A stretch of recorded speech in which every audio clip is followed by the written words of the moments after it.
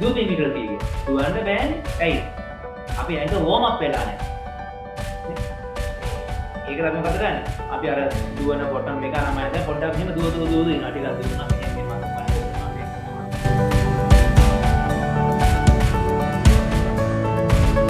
සමස්තය කියන්නේ මේ අභ්‍යන්තර පරිසරයේ පවතින ඕන තාක්ෂණික නියතව තබා ගන්න. සීනි ග්ලූකෝස් වැඩි වෙද්දී ශක්තිය අඩු කරනවා. උෂ්ණත්වය වැඩි වෙනකොට දෙන්නේ ශක්තිය අඩු කරලා දෙනවා.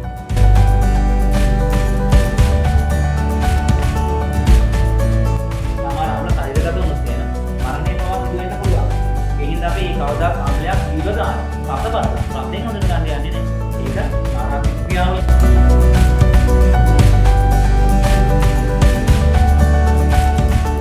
අයිබෝවන් සුබ සන්ධ්‍යාවක් වේවා. උදේ හැමෝටම. හරි. එහෙනම් අපි පන්ති පටන් ගමු. අපි ගිය සතියේ හෝමෝන වල ලාක්ෂණික කියන කොටස ඉවර කරා. හෝමෝන වල ලාක්ෂණික කියන කොටස අපි ගිය සතියේ ඉවර කරා. එතකොට හෝමෝනල් ලාක්ෂණික ටික මට කියන්න බෑ. හෝමෝනල් ලාක්ෂණික කියලා කියන්නේ හෝමෝන වල තියෙන ලක්ෂණ.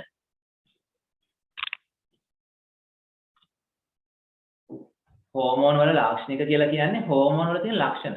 මට කියන්නකො හෝමෝන වල තියෙන ලක්ෂණ මට ඉක්මනට කියන්න යන්න. ඉක්මනට හැමෝම කතා කරලා කියන්න.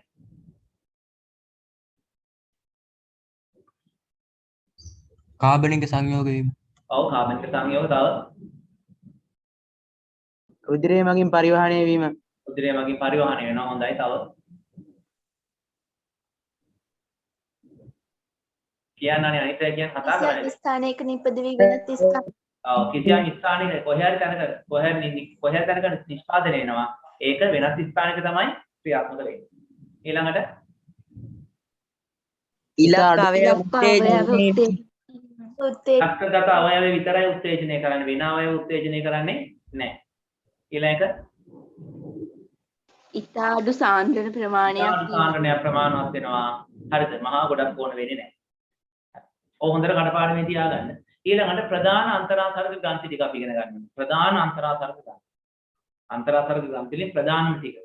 අර අපිට විශේෂ ඉගෙන ගන්න තියෙනවා. මොනවද ඉගෙන ගන්න තියෙන විශේෂ ප්‍රධානතම අන්තරාසර්ග ග්‍රන්ථි ටික? පළවෙනි එක ප්‍රධානම එක. මොකද්ද?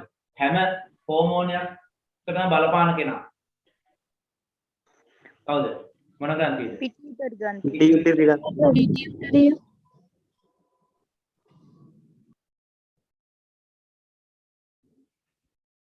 පිටියුටරි ග්‍රන්ථි. පිටියුටරි ග්‍රන්ථිය. ඊළඟ දෙවෙනි එක තමයි තයිරොයිඩ් ග්‍රන්ථිය. හරි.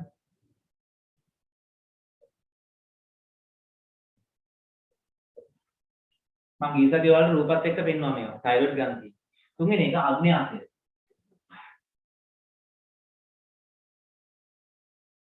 තුන්වෙනි එක අග්න්‍යාශය.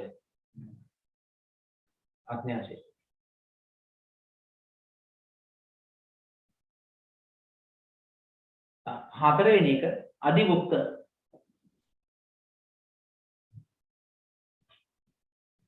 පස්වෙනි එක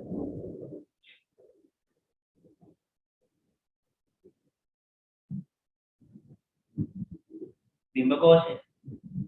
ඊළඟ ඩිම්බකෝෂය නෙමෙයි ඩිම්බකෝෂ. අවසානයේ පුරුෂන. හරි.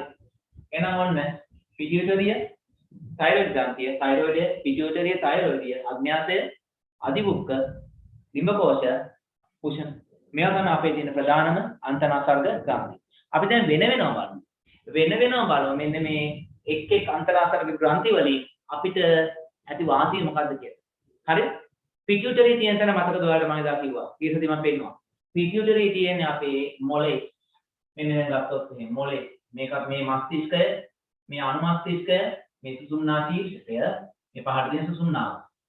හරි. එතකොට මෙන්න මේ මස්තිෂ්කයේ අර්ධගෝල දෙක මැද මෙන්න මේ හරිය තමයි මෙන්න මෙහෙම පිටියුටරිය පිටලා තියෙන්නේ. මේ මස්තිෂ්කයේ හයිපොතැලමස් කියන කොටස. හයිපොතැලමස් කියලා කොටසක් තියෙනවා මස්තිෂ්කයේ. හයිපොතැලමස් කියන කොටසට වඩා පොඩ්ඩක් පහළින් තමයි පිටියුටරිය තියෙන්නේ. හයිපොතැලමස් කියලා කියන්නේ දේහයේ උෂ්ණත්වය චෙක් කරන තැන. මෙයා නිකන් හරියට මේක තර්මෝමීටර් එකක් වගේ අපේ. එයා තමයි අපේ දේහයේ උෂ්ණත්වය බලන්නේ. එයා තමයි අපේ සමස්තතියට වැදගත් වෙන්නේ. හරි. එතකොට මේ පිටියුටරි නිෂ්පාදනය කරන හෝමෝනයක් ප්‍රධාන වශයෙන් මොකද්ද? වර්ධක හෝමෝන. වර්ධක හෝමෝන වලින් කරන්නේ මොකද්ද? අපේ දේහ වර්ධනය. හරි?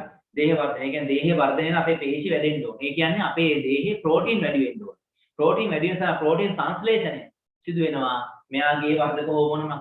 ඒක මොකක්ද වෙන්නේ? එතකොට සාමාන්‍ය අපේ දේහ පටක අපි වැඩිනවත් එක දේහ පටක වැඩෙන්න ඕනේ. දේහ පටක වල වැඩිම සිදු වෙන්නේ මෙන්න පිටියුටරි ග්‍රන්ථියෙන් නිකුත් කරන හෝමෝන මගින්, වර්ධක හෝමෝන මගින්.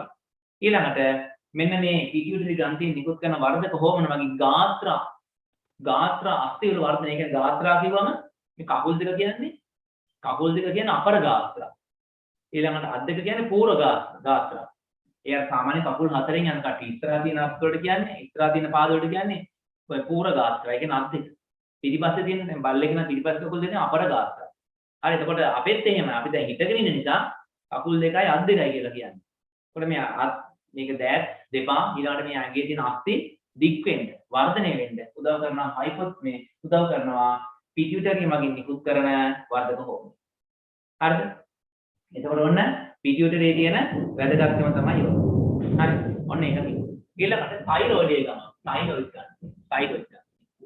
තයිරොයිඩ් ග්‍රන්ථිය පිටන්නේ මොකද අපේ බෙල්ලේ ස්වරාලයට පොඩ්ඩක් මේ බෙල්ලේ ඉදිරිපස ස්වරාලයට පොඩ්ඩක් පහතින්. මේ ස්වරාලය මෙතන මේ තියෙන ගැලමෙන් පේන්නේ නැහැ. පීම්ලාගේ මෙන්න පොඩි ගැටයක් වගේ තියෙනවා ත්‍රිකෝණාකාර කොටසක්. ඒක තමයි ස්වරාලය. හරිද? එතකොට මේ ස්වරාලයට පොඩ්ඩක් පහලින් මෙන්න මේ ඉස්සර කොටස මෙහෙම කවර් වෙන විදිහ තමයි තියෙනවා. ඔයාලා තයිරොයිඩ් ග්ලෑන්ඩ් කියලා බලන්න මේ ඉන්ටර්නෙට් සර්ච් කරලා Google සර්ච් කරලා බලන්න මම ඉස්සරහට පෙන්නලා තියෙන්නේ. ඒක දැකපු නැති කට්ටිය ගිය සතියේ වීඩියෝ එක බලන්න YouTube එකේ ඇති වීඩියෝ එක බලන්න. ඒකේ තියෙනවා. හරිද? තයිරොයිඩ් ග්ලෑන්ඩ් කියලා තියෙනවා. මේ තයිරොයිඩේ තියෙනවා. ඔය තයිරොයිඩය හරි ඔය තයිරොයිඩ් ග්‍රන්ථිය මගින් තමයි තයිරොක්සින් කියන හෝමෝන නිෂ්පාදනය කරන්නේ. හරි? තයිරොක්සින් ඊළඟට කැල්සිටොනික් කියන හෝමෝන නිෂ්පාදනය. තයිරොක්සින් කැල්සිටොනික් කියන හෝමෝන වර්ග දෙකක් තියෙනවා. හරි? ඔය හෝමෝන වර්ග දෙකෙන් බලමු මොකක්ද ඒක? තයිරොක්සින් වලින් කරන්නේ දේහයේ පරිවෘත්තීය ක්‍රියා පාලනය කරනවා. දේහයේ පරිවෘත්තීය ක්‍රියා වේගය පාලනය කරනවා තයිරොක්සින්. හරි සමහර අය තයිරොක්සින් ස්‍රාවය වැඩි වෙනවා. තයිරොක්සින් ස්‍රාවය වැඩි වෙනකොට ඇඟ කෙට්ටු වෙනවා. හරියට. හරි. ඇඟ කෙට්ටු වෙනවා මෙයාට බඩගිනිනවා නිතරම බඩගිනිනවා. කනවා කොච්චර කෑවත් මහත් වෙන්නේ නැහැ කෙට්ටු වෙනවා. ඒක මෙයාට ක්‍රියාශීලීතාව පොඩ්ඩක් වැඩි. ඒකට හේතුව තමයි එයාගේ ඇඟේ දේහ පරිවෘත්තීය වේගවත්. ඒ කියන්නේ සාමාන්‍යයෙන් පුද්ගලිකගේ ඇඟේ ශක්තිය නිපදවීමේ ක්‍රියාවලිය සිදු වෙන්න ඕන මට්ටමට වඩා පොඩ්ඩක් වැඩි මෙයාගේ. ඉතින් වැඩි වුණා කියලා ඒක යාට වැඩක් නැහැ. වැඩියෙන් ශක්තිය නිපදෙව්වට පුද්ගලයෙකුට යම් පුද්ගලයෙකුට දිනකට අවශ්‍ය කරන ශක්ති ප්‍රමාණයක් තියෙනවා. අපි හිතමු කිලෝ ජූල් 1000යි කියලා. ඉතින් දේහය මගින් 2000ක් නිෂ්පාදනය කරන අපරාධ. නේ අපරාධයි. 1000 නම් ඕනේ 1000 නිෂ්පාදනය කළා කිය මාග ඉවරයි නේද? අපරාධයි. ශක්තිය නිෂ්පාදනය කරා ඒකනේ අපරාධයි. ඉතින් තයිරොක්සින් වැඩි වුණාම වෙන්නේ මොකද්ද? දේහි ක්‍රියාකාරීත්වය වැඩි වෙනවා. ඒ වගේ කට්ටිය ඉන්නවා. කොච්චර ගෑවත් බඩගිනි ඇඟට අල්ලන්නෙත් නැහැ. හැම වෙලාවෙම කොටු කෑල්ල වගේ ඉන්නවා. හරිද?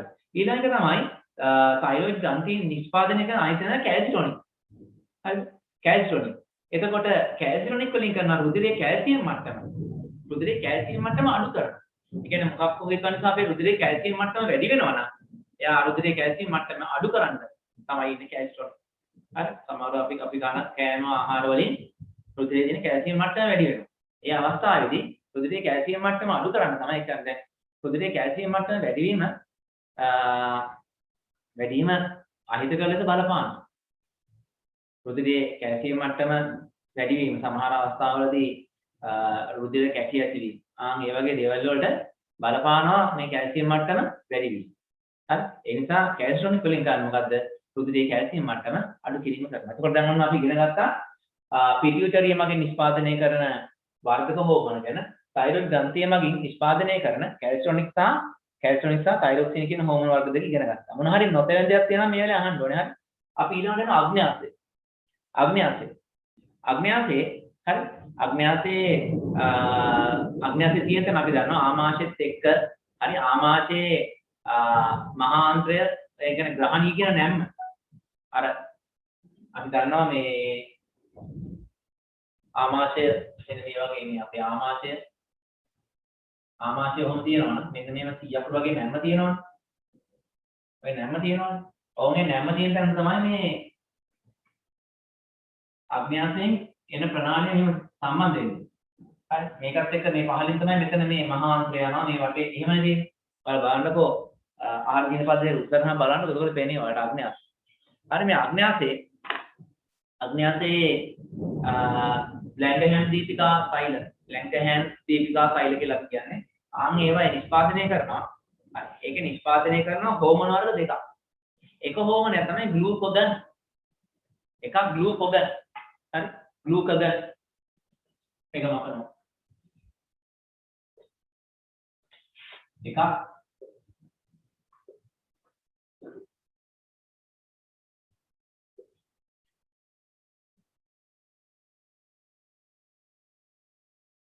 ග්ලූකෝගන් කියලා කියනවා. ග්ලූකෝගන් කියලා කියනවා. හරි. අනිත් එක තමයි ඉන්සියුලින්.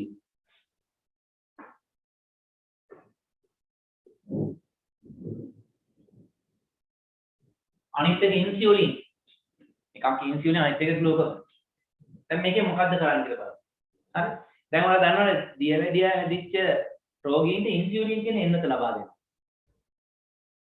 ඒ කියන්නේ යාළුවා රුධිරයේ සීනි මට්ටම අඩු කරන් තමයි ඒක ලබා දෙන්නේ. හරිද? එතකොට ග්ලූකෝගන් කියන එක අපිට එච්චර පුරුදු නැහැ. ග්ලූකෝගන් කියන හෝමෝනයක් අපිට දෙන්නේ නැහැ පිටින්.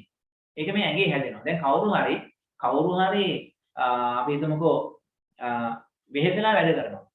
අපි දැන් උදේට කිලෝමීටරයක් දුවලා කිලෝමීටරයක් ආපහු දුවගෙන එනවා. එතකොට මුලින්ම එයා දුවගෙන යනකොට හරි දුවගෙන යනකොට එයාගේ රුධිරයේ තියෙන ග්ලූකෝස් මට්ටම ටික ටික අඩු වෙනවා. ඇයි අඩු වෙන්නේ? රුධිරයේ තියෙන ග්ලූකෝස් ෆයිල් වලට ගමන් කරලා ෆයිලිය ශෝෂණය සිදු කරලා මෙයා ශක්තිය නිෂ්පාදනය කිරීම සිදු කරනවා. දැන් රුධිරයේ තියෙන සීනි මට්ටම අඩු වෙනකොට රුධිරයේ ග්ලූකෝස් මට්ටම අඩු වෙනකොට මොකද වෙන්නේ? ශක්තිය නිෂ්පාදනය කරන්න බැරි වෙනවනේ. ඒ වෙලාවට අක්මාවේ සහ පේශි අතර තැම්පත් කරපු ග්ලයිකෝජන් තියෙනවා. ග්ලයිකෝජන් මතක ඇති ඔයාලට මම කිව්වා ආහාර ජීර්ණ පද්ධතිය ගැන කතා කරද්දී ආහාර ජීර්ණයේ ඇදෙන මොනොසැකරයිඩ් අක්මාවට යනවා මේ යාකෘතික ප්‍රතිහාර ශිරාව මගින් එතනට ගියාට පස්සේ ඒකෙදී අක්මාව තුල මේ ග්ලූකෝස් වැඩිපුර තියෙන ග්ලූකෝස් ග්ලයිකෝජන් කරලා තැම්පත් වෙනවා. වැඩි තව ටිකක් ඒකේ තැම්පත් කරන්න බැරි වුණාම මේ පේශි පටක අතරත් කොටසක් තැම්පත් වීම සිදු වෙනවා. හරි ඒ ග්ලයිකෝජන්. එතකොට අපේ රුධිරයේ සීනි මට්ටම පහළ බහිනකොට රුධිරය මගින් දැන් රුධිරයට අවශ්‍ය සීනි ඕන. ඒකට මොකද වෙන්නේ? මේ ග්ලූකෝගන් කියන එක අග්න්‍යාසයෙන් ශ්‍රාවය වෙනවා. ශ්‍රාවච්ච ගාම ග්ලයිකෝජන් ග්ලූකෝස් බවට පත් වෙනවා. හරි ග්ලයිකෝජන් ටික අර මටක අතර තිබ්බ ග්ලයිකෝජන් ටික ග්ලූකෝස් බවට පත් වෙනවා. පත් කරලා රුධිරයට දැදෙනවා. රුධිරයේ ග්ලූකෝස් මට්ටම අඩු වෙනවා. මෙයා ග්ලූකෝගන් මගින් ග්ලයිකෝජන් ග්ලූකෝස් කරලා ආයෙ මට්ටම හදනවා. හරි ඔහොම වේගෙන් අපි තවදුරටත් මේක අපි දුවනකොට මොකද වෙන්නේ? තවදුරටත් දුවනකොට දේහය බලනවා එක දිගට ග්ලයිකෝජන් ටික ගන්න හදනවා. ග්ලයිකෝජන් ඔක්කොම එකපාර ගත්තොත් එහෙම හදිස්සියට ගන්න ග්ලයිකෝජන් නැති වෙනවා. ග්ලයිකෝජන් සාමාන්‍ය ඇඟේ තියෙන ප්‍රමාණයෙන් භාගයක් විතර මෙයා වැය කරනවා. වැය කරන්නේ සාමාන්‍ය පැය එක දිගට දුවන කෙනෙකුට පැය කාලක් විනාඩි 20ක් විතර ඒ කියන්නේ මුලින් විනාඩි 10ක් විතර යනකොට ඔන්න ග්ලූකෝස් මට්ටම අඩු වෙන ඊට පස්සේ ග්ලයිකෝජන් ග්ලූකෝස් කරනවා. විනාඩි 20ක් විතර එක දිගට දුවනකොට අර ග්ලයිකෝජන් ග්ලූකෝස් කරන එක නතර වෙලා අවසානයේ ඊළඟ මොකද වෙන්නේ? අර මේ පේශි පටක අතර සහ මේ සමට යටින් තැම්පත් වෙච්ච මේදය ඒ කියන්නේ මේදය එයා බිඳ වැටිලා ග්ලූකෝස් බවට පත් කරනවා. අන්න මේදේ බිඳ වැටෙන්න පටන් ගන්න විනාඩි 20ක් විතර එක දිගට නොකඩවා ව්‍යායාම කිරීමෙන් පස්සේ. අපේ කට්ටිය මොකද කරන්නේ? විනාඩි 20ක් විතර ව්‍යායාම කරලා මේදේ බිඳ වැටෙන්න හදනකොටම ව්‍යායාම කිරීම නතර කරනවා. ඉතින් මාසයක් කොහොම ව්‍යායාම කරත් වැඩක් නැහැ අයියේ. මේදේ බිඳ වැටීම සිදු වෙන අවස්ථාව මේදේ බිඳ වැටෙන්න පටන් ගත්තට පස්සේ විනාඩි 20ක් විතර යන්න ඕනේ. ඉතින් ගොඩක් අය කයි විනාඩි 20න් පැය භාගකින් නතර කරනවා. මේදේ බිඳ වැටෙන්න හම්බ වෙන්නේ නැහැ. ආයෙත් සිරුර යතාවත් වෙනවා ආයෙ. ඔන්න හැමදාම දුවනවා හැමදාම සෙල්ලම් කරනවා වැඩක් නැහැ. අයියේ. මේදේ දහණේ වෙන්නේ නැහැ. යාගේ ශරීරය ඒ විදිහටම තියෙනවා. එහෙනම් අපි ඒක එක්සර්සයිස් කරනවා නම් දුවනවා එහෙම නම් අඩුම තරම් පැයක්වත් දුවන්න ඕනේ. ඒකට මුල් විනාඩි 20 යනකොට ග්ලූකෝස් වලින් කොටසක් සහ ග්ලයිකෝජන් වලින් කොටසක් මේ ග්ලූකෝස් බවට පත් වෙනවා. ඊට පස්සේ එතනින් එහාට අවශ්‍ය ටික හදාගන්න තමයි විනාඩි 20න් පස්සේ තමයි දේහයේ තියෙන මේද වැය වෙන්නේ. ඒ නිසා එක්සර්සයිස් කරද්දී නම් මතක තියාගන්න පැයක්වත් එක්සර්සයිස් කරන්න ඕනේ. මම ඔය හැමෝටම කියන්නේ සමහර පින් ළමයි ඉන්නවා මහතයි බඩ වැඩි. ඒකට එක්සර්සයිස් කරනවා. සමහර ගෑල් ළමනුත් ඉන්නවා. එයාලා එක්සර්සයිස් කරනවා රැට කන්නේ නැහැ. කන්නේ දුරන් ඉන්න බය මොල් වැඩේ කරන්න එපා. ඊට මොකද වෙන්නේ? ශරීරය දුර්වල වෙනවා. පාඩම් කරගන්නත් බැරි වෙනවා. කන්න අර විදිහට පැයක් විතර වගේ එක්සර්සයිස් කරනවා. හරි එතකොට ඒ දැන් කතා කරේ ග්ලූකෝගන්. ග්ලූකෝගන් වලින් කරන්නේ මොකද්ද? හරිද? මේ මෙයා කරන දේ තමයි මේ ග්ලයිකෝජන් ග්ලූකෝස් බවට පත් කිරීම. හරි ඊළඟ තමයි ඉන්සියුලින්. ඉන්සියුලින් වලින් කරන්නේ මොකද්ද? අපි හිතමුකෝ දැන් කාගේ හරි දේහේ දැන් කාලා රුධිරයේ සීනි මට්ටම වැඩි වෙනවා. සීනි මට්ටම වැඩි වෙන්නත් හොඳයි. ඒක වැඩි වෙන්න හොඳ නැහැ. වැඩි වෙන එතකොට මොකද වෙන්නේ? ඒ වැඩි වෙන එක අඩු කරන්න මෙයාට අන්දාලා ඉන්සියුලින් ශ්‍රාවය කරන. ඉන්සියුලින් වලින් මොකද කරන්නේ? අර ග්ලූකෝස් ග්ලයිකෝජන් බවට පත් කරලා එයාට අන්දාලා අක්මාවට සහ පේශි පටක අතරට යවනවා. ග්ලයිකෝජන්. බැරි වුණොත් එහෙම ඒවා මේ දේ බවට පත් වෙනවා. හරි? එතකොට මතක තියාගන්න ග්ලූකෝගෝන් වලින් කරන්නේ මොකද්ද? ග්ලයිකෝජන් ග්ලූකෝස් බවට පත් කිරීම. ඉන්සුලින් වලින් කරන්නේ මොකද්ද? ග්ලූකෝස් ග්ලයිකෝජන් බවට පත් කිරීම. ඒක මතක තියාගන්න. ඔයාලා මෙහෙම මතක තියාගන්නකො. වයසට ගිය ආච්චිලා සීයාලට දියවැඩියාව තියෙනකොට ඉන්සුලින් දෙනවා. ඉන්සුලින් දෙන්නේ සීනි වැඩි වුණා.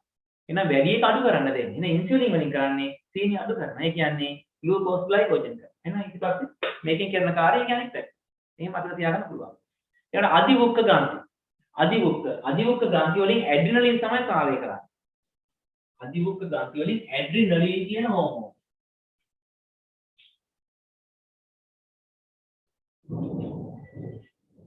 හරි ඇඩ්‍රිනලින්.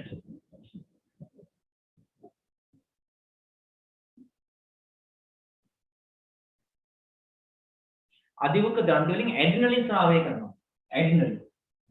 ඇඩ්‍රිනලින් ස්‍රාවය කරාම ඇඩ්‍රිනලින් වලින් කරන්නේ අපේ දේහයේ හදිසි අවස්ථාවන් වලට සූදානම් වෙනවා. එකපාර පාරේ යනකොට එකපාර බල්ලේ ගහව ගාලා පයින්නවා. පයින්නකොට පොඩ්ඩක් එකපාර නිකන් ඇඟ නිකන් අමුතුව දැන් කවුරුන් ළඟට එකපාර බැක් කරලා බය කරොත් එහෙම. ඔයාලා නිකන් අර ඇඟ මුළු ඇඟම සීතල වෙලා යනවා වගේ මොකක්ද එකක් වෙනව නේද? ඒලා පොඩ්ඩක් දාඩිය දාලා නේ හෘදේ පොඩ්ඩක් ගිඩි ගිඩි කරලා ගහන්න පටන් අරන් වේගින් හුස්ම ගන්න පටන් අරන් ඒ වගේ නිකන් අමුතු දෙයක් එනවනේ. ඒ අපි කලින් කතා කරලා ඉස්සෙල්ලත් අර අනුවේගී ස්නායු පද්ධතිය ක්‍රියාත්මක වෙනවා වගේ දා. අනුවේගී ස්නායු පද්ධතිය ක්‍රියාත්මක වුණා වගේ තමයි තින්දි වෙන්නේ. අන්න එතකොට හරිද? අන්න එතකොට දැන් මේ අවස්ථාවේදී එහෙම වෙන්නේ නැහැ. දැන් හිතන්නකෝ ඔයාලට ක්ෂණිකව මීටර 100 දුවන්න කියලා. ඔයාලා දැන් ඔයාලට ඔය පුටුවේ නැගිටලා මෙහෙම වයින් කියලා ඇදන් යනවා. රවුන්ඩ් එක කියලා දුවපේ මීටර 100 කියනවා. දුවන්න බෑනේ. ඇයි? අපි ඇඟ වෝම් අප් වෙලා නැහැ. නේ? ඒක තමයි මොකද කරන්නේ? අපි අර දුවන බොටම් එක අරම දැන් පොඩ්ඩක් මෙහෙම දුව ඉන්නවා. ටිකක් දුවනවා. මෙහෙම අත පය කොල්ලනවා. නැගෙනවා. දිගේ හැරෙනවා. මෙහෙම කර ඉන්නවා. හරි. එහෙම කරලා තමයි පොඩ්ඩක් ඇඟ උණුසුම් කරගෙන තමයි දුවන්න පටන් ගන්න. ඇයි? ඒ කියන්නේ ඒ අවස්ථාවට සුදුසු පරිදි අපි ශරීරය සකස ගන්න. හැබැයි ඔයාලා කැලේ එක්කවලා කොහෙද පාරක යනකොට එකපාර බල්ලෙක් එනවා හපන්න. බල්ලෙක් ගෙදරක බල්ලෙක් කඩාගෙන ගේට්ටු උඩින් පැනගෙන එනවා ඔයාලා දුවන්න. දැන් ඔයාලා බලනවා අපි දෙයියෝ එනවනේ බල්ලෙක් හපන්න. දැන් මොකද කරන්නේ? ඉක්මනට දුවන්න ඕනේ කියලා ඇඟ වෝම් අප් කර ඉන්නවද? මෙහෙම කරනවා එක්සර්සයිස් කරනවා එහෙම කරනවා මෙහෙම කර මේ බල්ලා එද්දී හපන්න එහෙම කරගෙන ඉන්නවා දුවන්න. එහෙම කරනවා නම් ඒක මොඩේ නේ? දැන් පිටේට ගිහිල්ලා මීටර 100 දුවන්න ගියාම ඔයාලා පොඩ්ඩක් උඩ පැන ඇඟ ඒක සුදුසුත්තර සකස ගන්න. හැබැයි බල්ලෙක් කෙනකොට ආය ඇඟ සුදුසුත්තරපත් කිරිලි නේ. මොකක් වුණාද කියලා දන්නෙත් නැහැ. හරි? මීටර 100 දුවනට වඩා වේගෙන් දුවලා එක්ක ගස් නගින්න බැරි වුන් ගස් නගිනවා. මුස පයින්න බැරි වුන් තාපෝඩින් පයින්න. ඇඟ මුකුත් වෝමක් නැහැනේ. නේ? ඇඟ සූදානම් කරගෙනවත් නැහැ. ඇයි ඒ? එතෙන්දී මොකද උනේ? අධිවුක්ක ග්‍රන්ථි වලින් ඇඩ්‍රිනලින් හෝමෝනය ස්‍රාවය කරා. ඇඩ්‍රිනලින් මගින් ක්ෂණිකව හදිසි තත්ත්වයට ඇඟ සූදානම් කරනවා. හදිසි අවස්ථාවේදී ක්‍රියා කරන්න ඕන විදිහට දේහයේ සූදානම් කිරීම තමයි ඇඩ්‍රිනලින් වලින් සිදු කරන්නේ. හරි ඒකතෝ තියෙන ඇඩ්‍රිනලින් වලින් ඇඩ්‍රිනලින් නිෂ්පාදනය කරන අධිවුක්ක ග්‍රන්ථි වල ඒක තියෙන අපේ වුක්කවල උඩ කොටස. මේක නම් වුක්කේ මේක නම් මෙන්න මෙහෙම උඩ මෙන්න මෙහෙම කොටසක් තියෙනවා.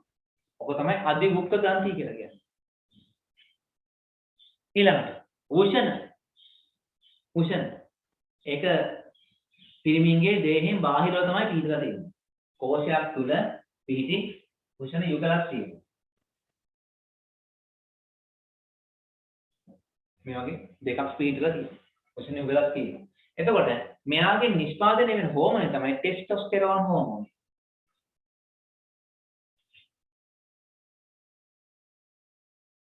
මෙයාගේ නිෂ්පාදනය වෙනවා ටෙස්ටොස්ටෙරෝන්.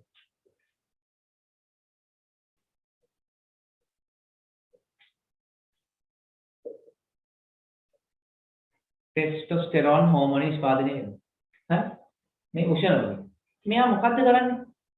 මේ හෝමෝනෙට පුළුවන්කම තියෙනවා පුරුෂයන්ගේ ද්විතීයික ලිංගික ලක්ෂණ ඇති කරන්න. පිරිමි ළමයින්ගේ ද්විතීයික ලිංගික ලක්ෂණ ඇති කරන්න පුළුවන්. ඒ වගේම ශුක්‍රාණු නිෂ්පාදනය උත්තේජනය කරනවා. ඒ කියන්නේ ශුක්‍රාණු ඉපදීම සිදු කරන්නේ මේ ටෙස්ටොස්ටෙරෝන් හෝමෝනේ මගින්. හරි? ඒකම පිරිමි ළමයින්ගේ ද්විතීයික ලිංගික ලක්ෂණ අපි මේක ප්‍රජනන පාඩම වලදී 10 ඉගෙන ගත්තා. හරි ආන එක ඇති කරන්නේ ටෙස්ටොස්ටෙරෝන් හෝමෝන. ඊළඟ තමයි ඩිම්බ කෝෂ මම දෙක මාරු කරලා කියලා දෙන්න කමන්නේ. ඊළඟට ඩිම්බ කෝෂ. ඩිම්බ කෝෂ. ඩිම්බ කෝෂ ගත්තොත් එහෙම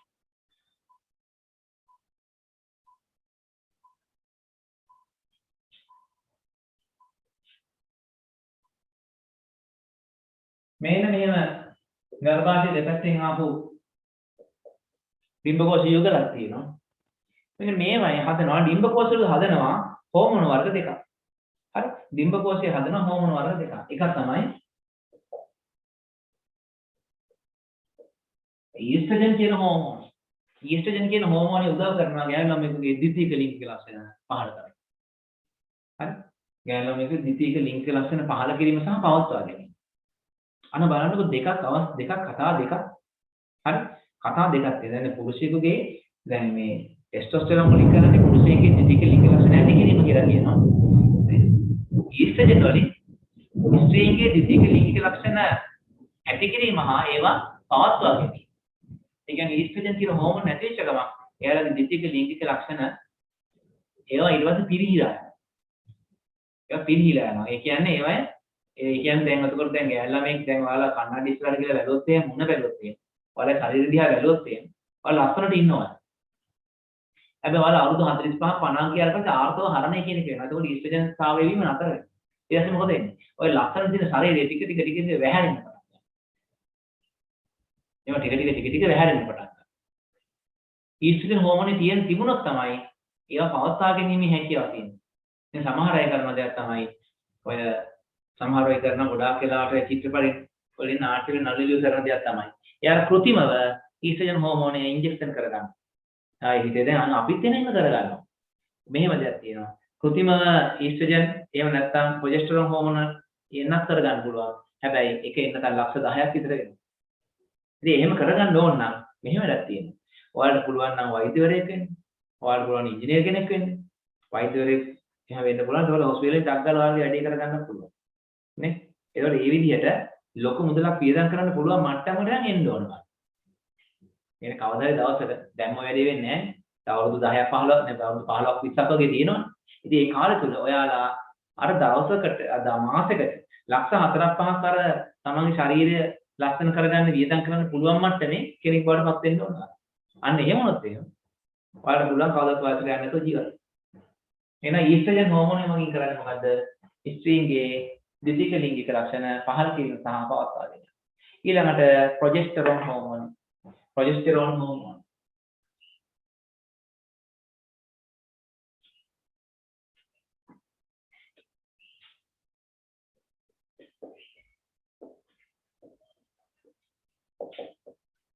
ප්‍රොජෙස්ටරෝන් හෝමෝනේ මෙන්න මෙයා කරන එක තමයි ගර්භණී භාවය පවත්වා ගැනීම. හරි ගර්භණී භාවය පවත්වා ගැනීම සහ ඔසම් චක්‍රය පවත්වා ගැනීම. ආර්ථව චක්‍රය පවත්වා ගැනීම. ඒ කරන්නේ ප්‍රොජෙස්ටරෝන් හෝමෝනේ මත. දැන් බලමු මේක කොහොමද වෙන්නේ කියලා. දැන් ඔයාලට මතක ඇති ඉගෙනුම ප්‍රජනනයේ පාඩමේදී ඩිම්බයක් මුදා හැරියා. ඩිම්බේ මුදා හැරියට පස්සේ ඩිම්බේ මුදා හැරියට පස්සේ ඩිම්බ කෝෂයේ තියෙන පීත දේහය. ඩිම්බේ මුදා හැරියට පස්සේ ඩිම්බ කෝෂයේ තියෙන පීත දේහය. පීත දේහය මගින් තමයි ප්‍රොජෙස්ටරෝන් එන්නේ. පීත දේහය මගින් දෙකම නිකන් පයන්නෙන් එන එකක් නේ. මතක තියන්න ලේසි. පීත දේහය මගින් ප්‍රොජෙස්ටරෝන් එනවා. හරි එතකොට ඒ ප්‍රොජෙස්ටරෝන් නිසා තමයි ගර්භණී භාවය පවත්වා ගැනීම හැකියාව තියෙන්නේ. එතකොට කොයි මොහොතක හරි අර පිට වෙච්ච ඩිම්බය මිය ගියා කියලා දැනුම් දුන්න ගමන්ම අර පීත දේහය ශ්වේත දේහය බවට පත් වෙලා ඒක නැති වෙලා යනවා.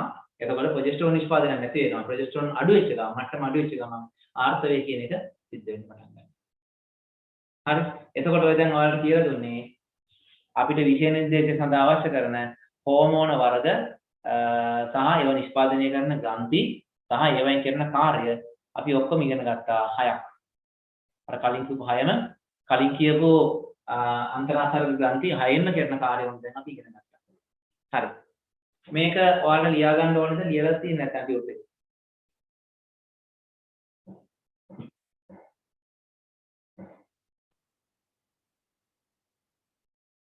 කතා කරලා කියන්නකො ලියා ගන්න ඕනද ලියලා තියෙන්නේ ටියුට් එකේ? ලියලා තියෙන්නේ සර්. ලියා ගන්න ඕනේ නේද?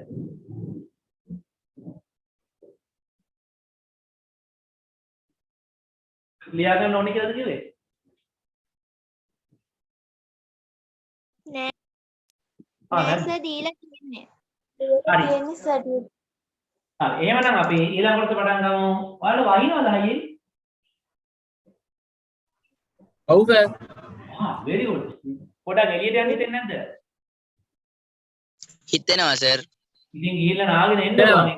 ගඟක ගහින් නැතුව. දැන් වහින්නේ නෑ සර්. අනේ ඔරු කියන්න එපා. ඒ වුණාට සීතලයි. ඒකට පුළුවන් පොල් කට්ටක් පත්තු කර පුඩු වටින් තියාගන්න.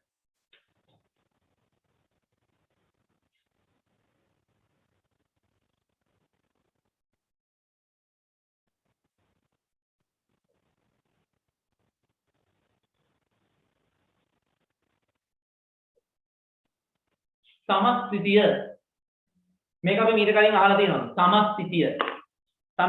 සමස්ථිතිය කියලා කියන්නේ සතෙකුගේ දේහය තුල එයාගේ අභ්‍යන්තර පරිසරයේ තියෙන්න ඕන සාමාන්‍ය තත්ත්වයන් ඒ සාමාන්‍ය පරිදි පවත්වා ගන්න. හරි. අභ්‍යන්තර පරිසරයේ තියෙන්න ඕන තත්ත්වයන් නිවැරදිව පවත්වා ගැනීම තමයි අපි කියන්නේ සමස්ථිතිය කියන්නේ. එතකොට මෙහෙම දෙයක්. ඒ කියන්නේ අභ්‍යන්තර පරිසරය කියන්නේ මොකද්ද? අපේ දේහය. හරිද? අපේ දේහය ගත්තට පස්සේ අපේ හැම සෛලයක් වටාම හරි අපේ හැම සෛලයක් වටාම මේ අපි ගත්තොත් එහෙම අපේ දේහයේ තියෙනවා සෛල. ඊළඟට ඒ සෛල වටා තියෙනවා තරලයක්. ඔකට අපි කියනවා පටක තරලය. එතකොට රුධිර සෛල වටාපුවා මේ පටක තරලය පවතින. ඒ රුධිර සෛල ඇතුලේ මේ ඒක වටේ තියෙන පටක තරලයනේ. එතකොට අපේ සාමාන්‍ය සෛල ගත්තොත් ඒ සෛල වටා තියෙන ද්‍රවයක් තරලයක්. ඒ කියන්නේ පටක තරලය. රුධිර සෛල තුල පවා මේ රුධිර සෛල වටා පවා මේ පටක තරලය පිහිටනවා. ඊළඟට වසා වාහිනී ගත්තොත් ඒ වසා වාහිනී තුල තරලයක් තියෙනවා. ආගේ සියල්ල එකට ගත්තට පස්සේ තමයි අපි කියන්නේ අපේ අභ්‍යන්තර පරිසරය කියලා නේද?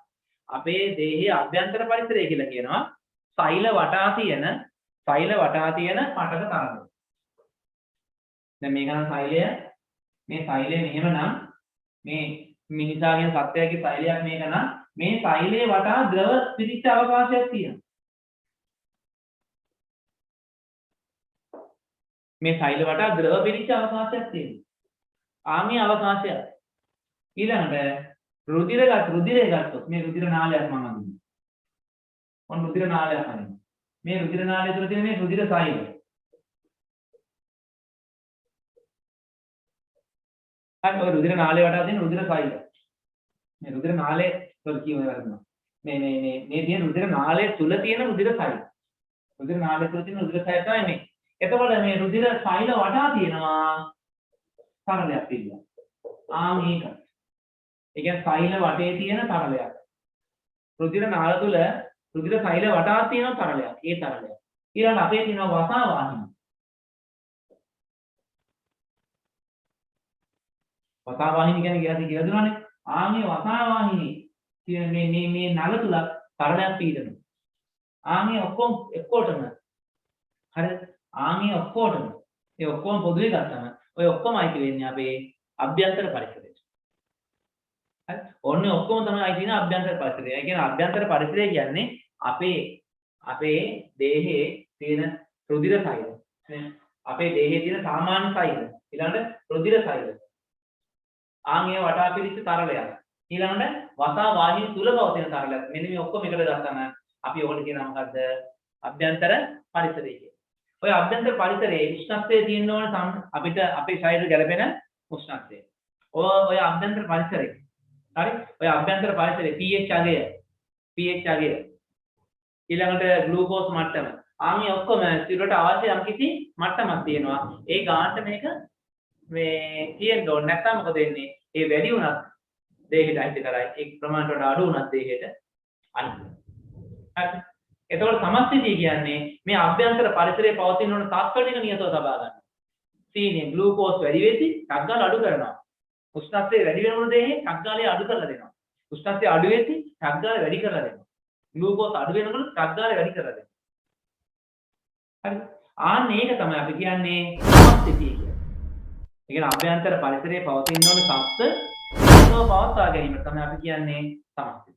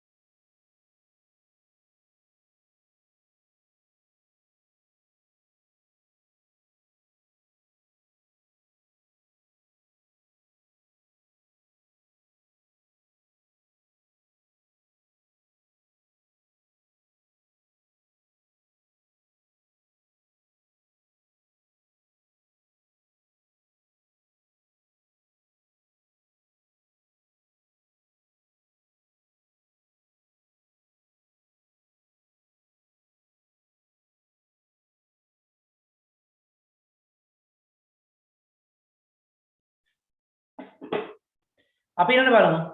අපි ඊළඟ බලමු අභ්‍යන්තර පරිසරයේ නියතව තියාගන්න ඕන සාධක මොනවද? මේකට අපි කියන අභ්‍යන්තර පරිසරය යාමනය කළ යුතු සාධක. යාමනය කරනවා කියලා කියන්නේ මේක මේ නිතරම අපි බලනවා. අපි මොනිටර් කරනවා.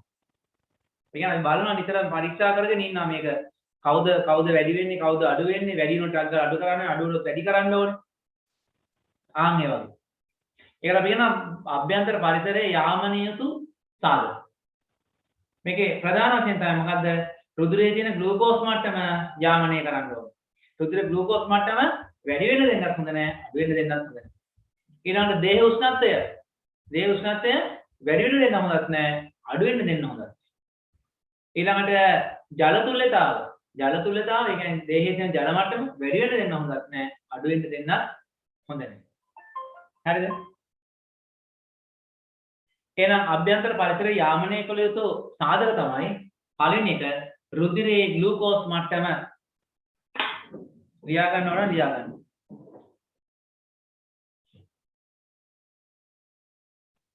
පළවෙනි එක රුධිරයේ ග්ලූකෝස් මට්ටම. දෙවෙනි එක දේහ උෂ්ණත්වය.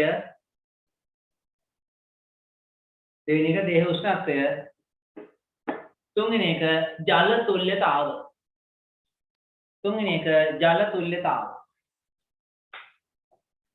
එක ජල තුල්‍යතාව. ඒ ටික දීලා තියෙන්නේ සර්. එහෙමද? ඉතින් යාර ඔබ ලියන්නත් නෑ වගේනේ. මට කියවන්න විතරයි තියෙන්නේ. ඔව් සර්. හරි. දැන් අපේ රුධිරය ගත්තොත් අපේ රුධිරයේ ඝන සෙන්ටිමීටර් 100ක්. ඝන සෙන්ටිමීටර් 100ක් කියන්නේ මිලිලීටර 100ක්. හරි. ඝන සෙන්ටිමීටර් 100ක් තුළ සාමාන්‍යයෙන් ග්ලූකෝස් මිලිග්‍රෑම් 80ත් 120ක් අතර ප්‍රමාණයක් තමයි තියෙන්නේ. මිලිග්‍රෑම් 80යි සාමාන්‍ය රුධිරයේ මිලිලීටර 100ක් කියනනම් ඝන සෙන්ටිමීටර් 100ක් තුළ ග්ලූකෝස් මිලිග්‍රෑම් 80ත් 120ක් අතර ප්‍රමාණයක් පවතිනවා. හරි. එතකොට බැරි වෙලාවල් මේ ප්‍රමාණය අඩු වුණොත් හෝ වැඩි වුණොත් මොකද වෙනව ඇත්තේ? හරි. දැන් බලමු මේ රුධිරයේ තියෙන ග්ලූකෝස් මට්ටම වැඩි වුණොත් වැඩි වුණොත් මොකද වෙන්නේ? අඩු වුණොත් මොකද වෙන්නේ කියලා. හරිද? දැන් අපි දන්නවා සීනි වැඩි වුණත් සමහරවිට මරණය සිද්ධ වෙන්න පුළුවන්. හරි ග්ලූකෝස් මට්ටම අඩු වුණත් මරණය සිද්ධ වෙන්න පුළුවන්. හරිද? එහෙනම් මේක නියම මට්ටමේ තියාගන්න ඕනේ. වැඩි වුණොත් අඩු කරන්න ඕනේ, අඩු වුණොත් වැඩි කරන්න ඕනේ. ඉතින් මම කියන වැඩි වුණොත් අඩු කරන්න ඕනේ කොහොමද කියලා. දැන් අපි කලින් ඉගෙන ගත්තා ඉන්සියුලින් කියන හෝමෝන එක නේ අපි ඉගෙන ගත්තා ග්ලූකෝගන් ගැන ඉගෙන ගත්තා මතකද? ඉන්සියුලින් වලින් කරන්නේ හරි ඉන්සියුලින්.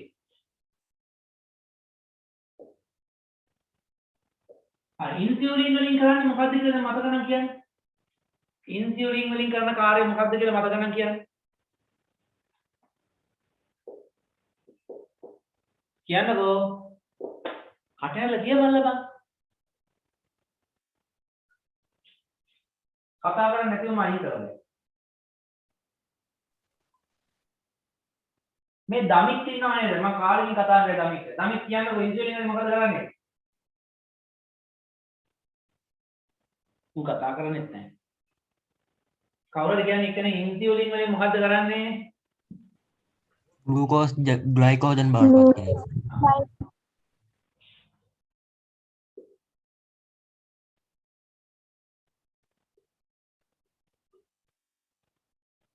Glucose glycogen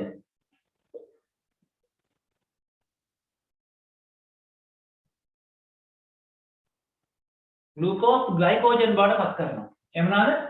insulin. එතකොට ग्लूकोगन වලින් කරන්නේ මොකක්ද? ग्लाइकोजन ग्लूकोज බවට පත් කිරීම. ग्लूकोगन වලින් කරන්නේ මොකද්ද? මේකේ අනිත් පැත්ත.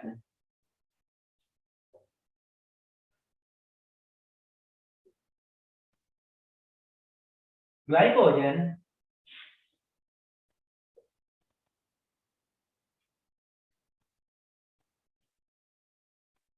नो ग्लाइकोजन ग्लूकोज බවට පත් කරනවා. මේකේ ग्लूकोज ग्लाइकोजन right දැන් ඕක දිහා බලාගෙන මට කියන්න දැන් ඕක දිහා බලාගෙන කියන්න මට කාගේ හරි දේහය තුල කාගේ හරි දේහේ හරි කාගේ හරි දේහේ ग्लूकोज මට්ටම ඉහළ යනවා. කාගේ හරි දේහේ ग्लूकोज මට්ටම ඉහළ යනවා. එහෙම වුණොත් මේ දෙකෙන් කෙරෙන්න ඕනේ මොන ක්‍රියාවලියද? ඉක්මනට කියන්න.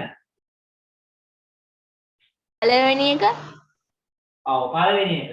ग्लूकोज මට්ටම ඉහළ යනකොට ग्लूकोज ටික ඉන්සියුලින් වලින් ග්ලයිකෝජන් කරන්න ඕනේ. හරිද? එතකොට අපේ අග්න්‍යාසයේ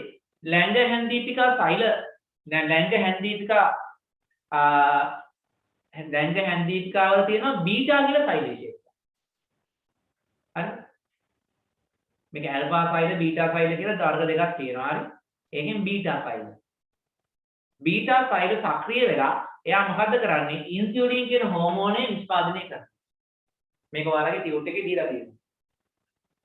අග්න්‍යාසයේ ලැංග දීපිකා වල තියෙන බීටා සෛල මගින් ඉන්සියුලින් හෝමෝනය සාවය කරනවා. එතකොට මොකද වෙන්නේ? ඉන්සියුලින් මගින් ආන ග්ලූකෝස් ග්ලයිකෝජන් ශ්‍රේණිකව මෙයා තැන්පත් කරගෙන යනවා.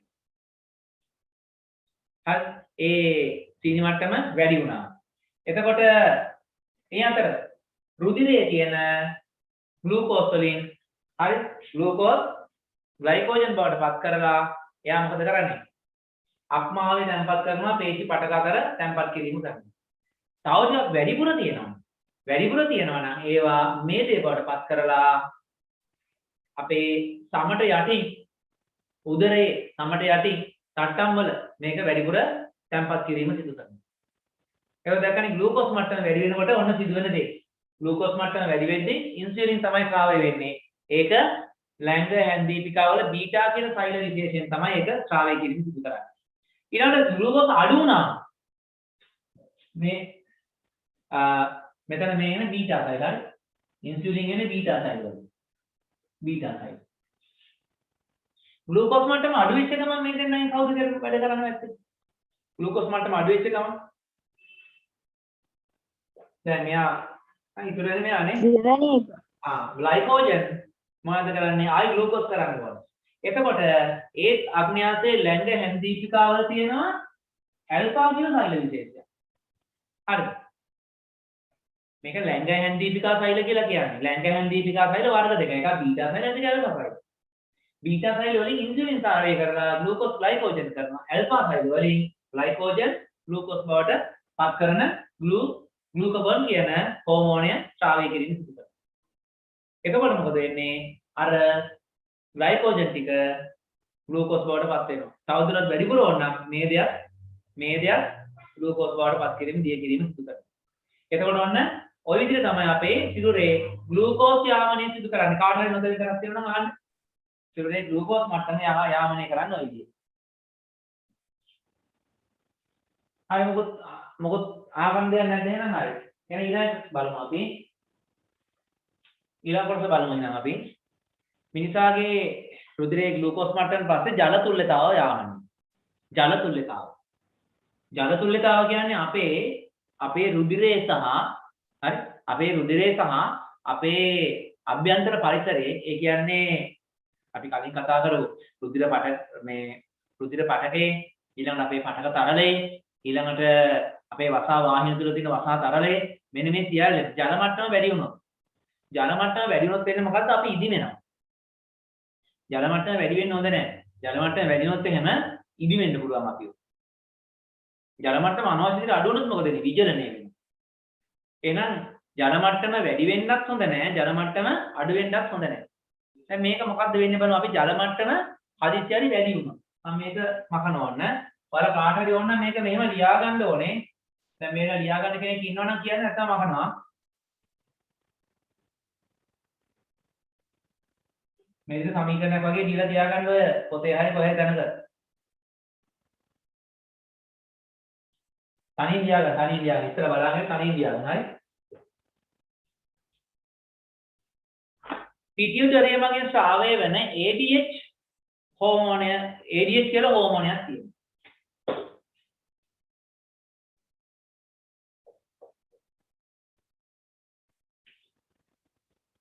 මේක න ප්‍රතිමෞත්‍රල්‍ය හෝමෝනය කියලා. ප්‍රතිමෞත්‍රල්‍ය හෝමෝනය ADH හෝමෝනය. ප්‍රතිමෞත්‍රල්‍ය හෝමෝනය. ඔක තමයි ADH හෝමෝනය කියලා කියන්නේ. මේ ප්‍රතිමෞත්‍රල්‍ය හෝමෝනය කියන එකෙන් කෙරෙන්නේ මෙන්න මෙහෙම දෙයක්. හරිද? මේ හෝමෝනය තියෙනවා නම් හරිද? මේ හෝමෝනය තියෙනවා නම් මෙන්න මේ හෝමෝනය මගින් කරන්නේ මොකද්ද? ජලයේ ප්‍රතිශෝෂණය වීම. ජලයේ ප්‍රතිශෝෂණය වීම තමයි මෙයා පාලනය කරන්නේ. ADH තියෙනවා නම් ප්‍රතිශෝෂණය වැඩි වෙයි. ADH අඩු වෙන්න හරිද? ADH අඩු වෙන්න ප්‍රතිශෝෂණය අඩු වෙනවා. කොහෙද මේ ප්‍රතිශෝෂණය කරන්නේ? ජලයේ ප්‍රතිශෝෂණය කරන්නේ වුක්ක තුල. වුක්කේ වුක්කාණු කියලා කොටසක් තියෙනවා මතකද? අපි ඉගෙන ගත්තා මේ කලින් හරි. වුක්කාණුවේ මේ යට තියෙන මේ හෙල්ලේ පුඩුව ඊට පස්සේ විදුර සංවලිත නාලය මෙන්න මේ කොටසේ තියෙනවා රුධිර කේශ නාලිකා. එතකොට මේකෙදි අපි දන්නවා 98ක් විතර වගේ 98ක් ඒ වගේ ගානක් මේකේ ජලයේ ප්‍රතිශෝෂණය කරනවා. 95ක් විතර ජලයේ ප්‍රතිශෝෂණය කරනවා. එතකොට ADH හෝමෝනය වැඩි වෙන්න ප්‍රතිශෝෂණය කරන ජල ප්‍රමාණය වැඩි වෙනවා. ජලය ප්‍රතිශෝෂණය කරනවා වැඩි වෙනකොට සෑදෙන මුත්‍ර ප්‍රමාණය මොකද වෙන්නේ? අඩු වෙනවද වැඩි වෙනවද? ජලයේ ප්‍රතිශෝෂණය වෙන ප්‍රමාණය වැඩි වෙනකොට සෑදෙන මුත්‍ර ප්‍රමාණය අඩු වීමක්ද වෙන්නේ වැඩි වීමක්ද?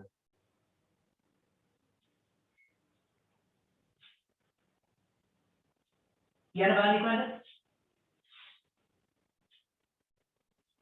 ජලයේ ප්‍රතිශෝෂණය කියන්නේ නැවත දේහයට උරා ගැනීම. ජලයේ ප්‍රතිශෝෂණය වැඩි වෙන විට සෑදෙන මුත්‍ර ප්‍රමාණය අඩු වෙනවද වැඩි වෙනවද?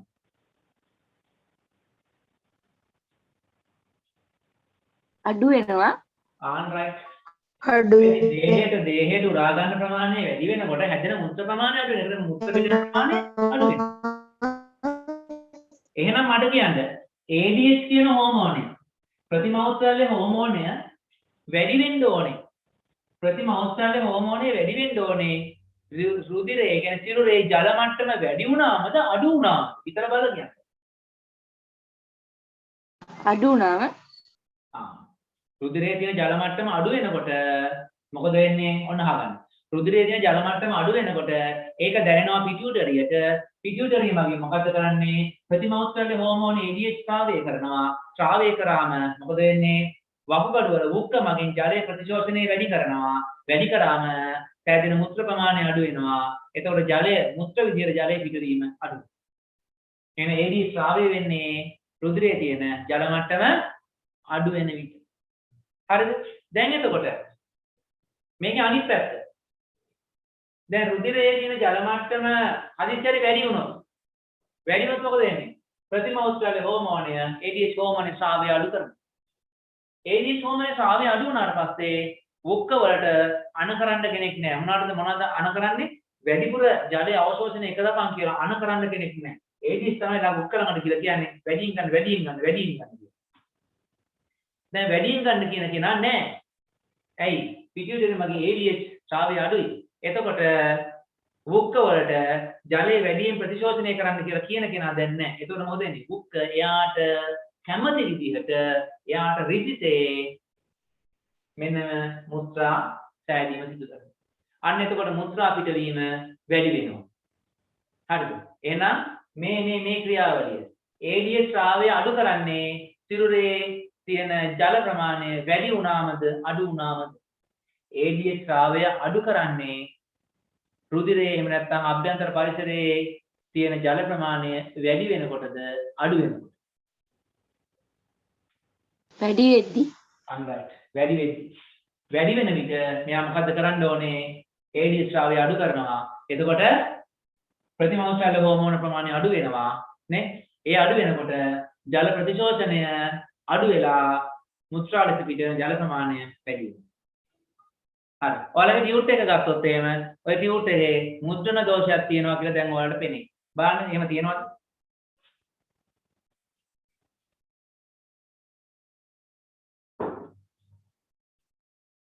ඔයාලට දුන්න ටියුට් එකේ මොනවා හරි දෝෂයක් තියෙනවද කියන්න බලන්න.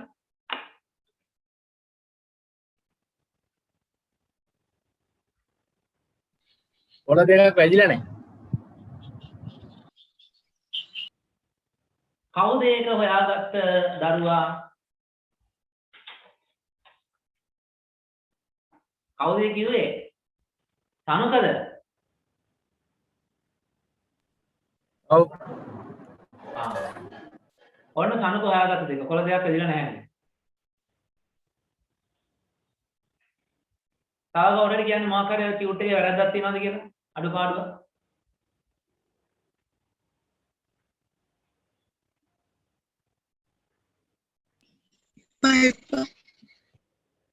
මොකද?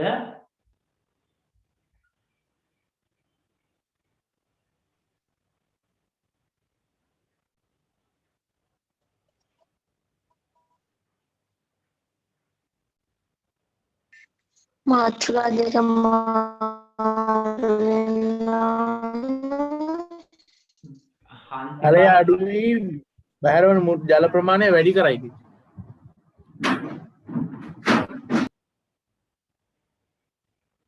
බෑරන ජල ප්‍රමාණය වැඩි කරයි. දැන් මෙච්චර මම එහෙමද කියලා දුන්නේ? ඈ? මෙච්චර එහෙමද කියලා දුන්නේ? අහන් ඉන්නේ නැහැ ඉන්නේ. උගන්වන එක අහන් ඉන්නේ. මාත්‍රිකා දෙක මාරු වෙන්න ඕනේ එච්චරයි. ඒ වගේ තියෙන මාත්‍රිකා දෙක මාරු වෙන්න ඕනේ. වැඩි වූ විට කියන එක අයින් වෙලා එතන අඩු වූ විට එන්න ඕනේ. අඩු වූ විට කියන එකට වැඩි වූ විට කියන එක එන්න ඕනේ. දෙක මාරු වෙන්න ඕනේ. මේ මාත්‍රිකා දෙක මාරු කරගන්න මම පෙන්නන්න මෙන්න මේක.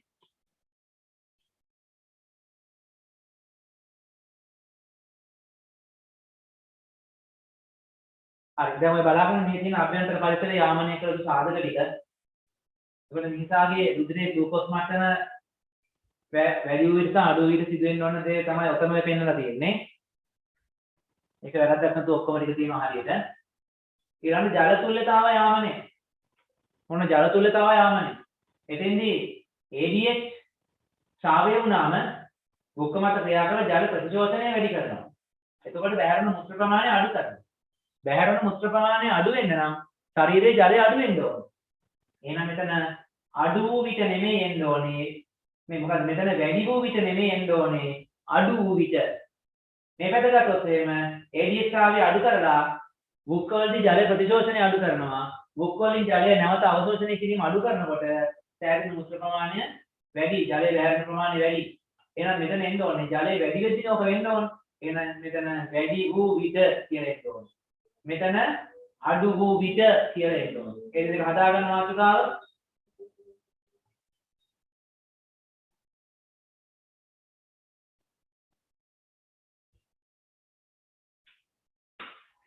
හොඳයි අපි ඊළඟට බලමු දේහ උෂ්ණත්වය. දේහ උෂ්ණත්වය යාමනයේ සිදු වෙන්නේ කොහොමද කියලා බලමු. අපේ දේහ උෂ්ණත්වය යාමනයේ කොහොමද සිදු වෙන්නේ කියලා බලමු.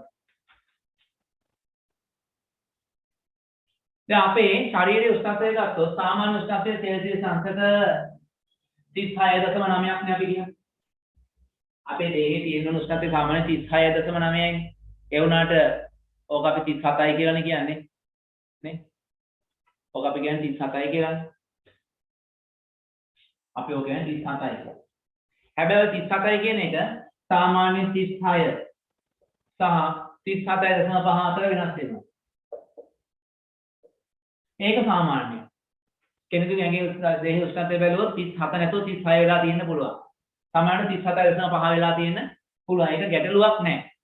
ඒක ප්‍රශ්නයක් නැහැ. එහෙම එහාම වෙන්න පුළුවන්. හරිද? හැබැයි ඕක අනවශ්‍ය විදියට වෙනස් වුණොත් එහෙම. ඕක අනවශ්‍ය විදියට වෙනස් වුණොත් එහෙම. මේ දේහ උෂ්ණත්වය සෙල්සියස් අංශක 35ට වඩා අඩු වුණොත් එහෙම. හරි? ඊළඟට මේ දේහ උෂ්ණත්වය සෙල්සියස් අංශක 41කට වඩා වැඩි වුණොත් එහෙම. 35ට වඩා අඩු වුණොත් 41කට වඩා වැඩි වුණොත් මරණය සිදු වෙන්න පුළුවන්. ඒ මරණය සිද්ධ වෙන්නේ කොහොමද? මේක ඔයාලට 10 වසරේදී කියලා දුන්නා ප්‍රෝටීන් ගැන. ප්‍රෝටීන අධික උෂ්ණත්වයේදී විනාශ වෙනවා. දැන් ඔයාලා බිත්තර කනවනේ. බිත්තර කනකොට බිත්තර තම්බනවනේ. බිත්තර තම්බන හැරි ඔම්ලට් එකක් හරි දානවා. දැන් සුදු මදේ කියන එක වතුර වගේ තියෙන ඇල්බියුමින් කියන ප්‍රෝටීන. ඒක තාච්චියට දාපු ගමන් මොකද වෙන්නේ? සුදු පාට වෙලා කැටි ගහනවා. මේක සුදු පාට වෙලා කැටි ගහන්න පටන් ගන්නවා. ප්‍රෝටීන විනාශ වෙනවා. අධික උෂ්ණත්වයේදී ප්‍රෝටීන විනාශ වෙන කියන්නේ එන්සයිම් ක්‍රියාකාරීත්වය නැති වෙලා යනවා. අපේ දේහ උෂ්ණත්වය වැඩි වෙන්න මේ පරිවෘත්ති ක්‍රියාත්මක අවශ්‍ය කරන එන්සයිම් ක්‍රියාකාරීත්වය අඩපණ වෙනවා. 42කට එනකොට සමහර විට එන්සයිම් සම්පූර්ණයෙන් ක්‍රියාව අඩපණ වෙලා අපි මරණයටපත් වෙන්න පුළුවන්. සෙල්සියස් 35 දිත් වෙන්නේ මොකද්ද? අධික සීතලදී. සිසිල වැඩි වෙන්න. ඒ කියන්නේ සීතල ප්‍රමාණය වැඩි වෙන්න උෂ්ණත්වය අඩු වෙන්න. ඒත් එන්සයිම් ක්‍රියාකාරීත්වය අඩපණ වෙනවා. එතකොට මොකද වෙන්නේ? ඒත් මරණයටපත් වෙන්න පුළුවන්. හරි? එතකොට අපේ දේහ උෂ්ණත්වය අනිවාර්යෙන් සෙල්සියස් අංශක 36 හෝ 37.5 අතර පවත්වා ගන්න පුළුවන් තරම් අපේ ශරීරය උත්සාහ කරනවා. ඒ උත්සාහ කරන්න උදව් කරන කෙනෙක් ඉන්නවා. කවුද? අපේ මොළයේ හයිපෝතැලමස් කියලා ප්‍රදේශයක් තියෙනවා. අපේ මොළයේ තියෙනවා හයිපෝතැලමස්. පෙන්වන්න හයිපෝතැලමස්. හරි ඔයාලට පේන්න ටික ඇති. බලන්න ඔතන ඔය මොළයේ ඔය කොටසේ රතු පාට කොටසක් පෙන්වලා තියෙනවා. ඕක තමයි හයිපෝතැලමස් කියලා කියන්නේ. ඔය හයිපෝතැලමස්ට පහලින් තමයි පිටියුටරි පිහිටලා තියෙන්නේ. අපි ඔතන ගත්තොත් එහෙනම් ඔයාලට පේනවා හයිපෝතැලමස්ට පහලින් පිටියුටරි ඔය විදිහට පිහිටලා තියෙනවා. මේ කොළ පාටින් පෙන්වලා තියෙන හයිපෝතැලමස් ඒකට යටින් නිකන් දම් පාටින් බෝල දෙකක් වගේ එල්ලලා තියෙන්නේ. පිටියුටරිය. හරි?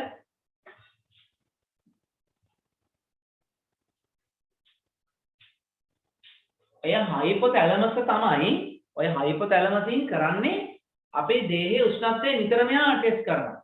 අපේ දේහයේ උෂ්ණත්වය චෙක් කරන හොඳම දේ තමයි රුධිරය. මොකද රුධිරය අපේ ඇඟ පුරාම යන නිසා දේහයේ උෂ්ණත්වයයි රුධිරයේ උෂ්ණත්වය සමානයි. එතකොට ඔය හයිපෝතැලමස් ළඟින් නිතරම රුධිරය ගමන් කරනවා. රුධිරය ගමන් කරද්දී මෙයා නිතරම මේකේ උෂ්ණත්වය බලනවා.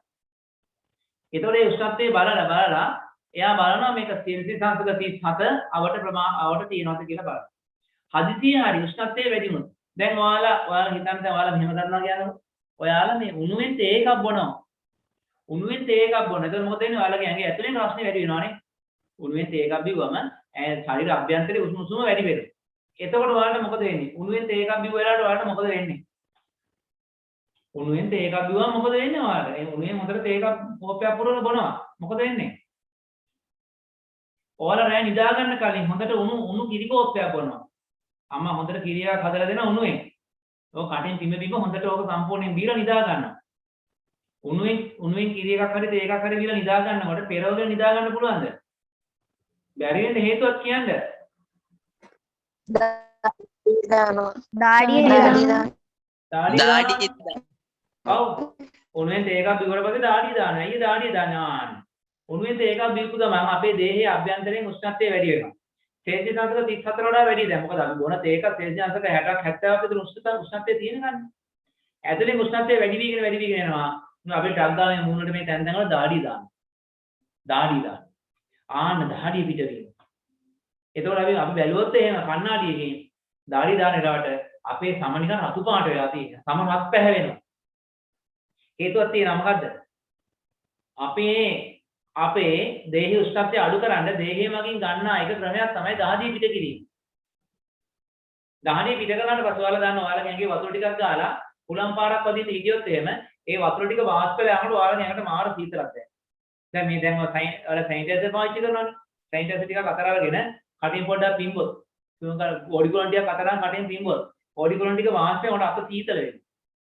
එහෙනම් මතක තියාගන්න දැන් ජලය අපේ ඇඟෙන් වාෂ්ප වෙලා යනකොට එයා වාෂ්ප වෙන්න අවශ්‍ය කරන ශක්තිය, තාප ශක්තිය උරාගන්නේ අපේ ඇඟෙන්. දැන් ජල බිඳුවක් තියෙනවා නම්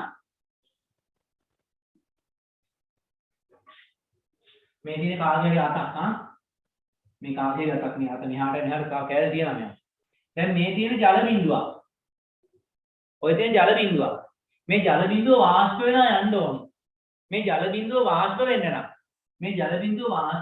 නම් මෙයාට තාපය ලැබෙන්න ඕනේ. මෙයාට කිසියම් උෂ්ණත්වයක් තියෙන්න බෑ. තාපය ලැබෙන්න ඕන. ඒක තාපය ලබා ගන්න මෙයා ඉන්නේ හොට් ප්ලේට් එකක් උඩ නෙමෙයිනේ. මෙයා ඉන්නේ නිකන් අපේ අත උඩ ඉන්නේ, සම උඩ ඉන්නේ. එතකොට මේ සම උඩ ඉන්න ජල බිඳුවට වාෂ්ප වෙලා පිට වෙලා යන්න අවශ්‍ය තාප ශක්තිය. ඒතකොට එයා මොකද කරන්නේ? එයාට අවශ්‍ය තාප ශක්තිය මෙන්න මේ අතෙන් ගන්නවා. මේ අතේ තියෙන තාප ශක්තිය මෙයා අර ගන්නවා. අතේ තියෙන තාප ශක්තිය අරගෙන මෙයා මොකද වෙන්නේ? රත් වෙලා වාෂ්ප වෙලා යනවා. එතකොට මෙයා වාෂ්ප වෙනකොට දේහයේ තියෙන තාපයෙන් කොටසක් මෙයා ගත්තා. ආන්ගේ ගත්ත නිසා අපි ඇඳපතේ වතුර ටිකක් දාගෙන පොඩ්ඩක් අත මෙහෙම පද්ද හිටියොත් අපිට දැනෙනවා මොකද්ද? සීතලක්. ඇයි ඒ සීතලක් දැනෙන්නේ? එයා අපේ සමෙන් උෂ්ණත්වයේ තාපය අවශෝෂණය කරගෙන තමයි ගියේ.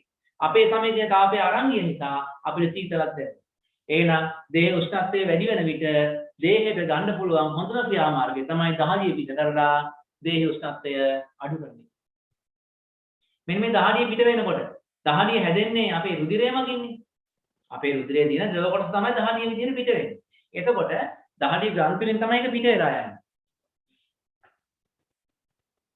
මම දැන් සම අඳුනා සමේ කොටස. මෙන්න සම.